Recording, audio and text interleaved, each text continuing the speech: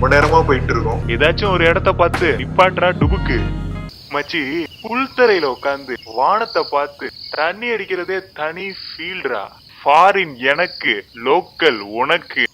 டிங். ஏன்டா வெறுப்பேத்துற? வேணான்னா கிளம்பு. நான் இதையே குடிக்கிறேன்.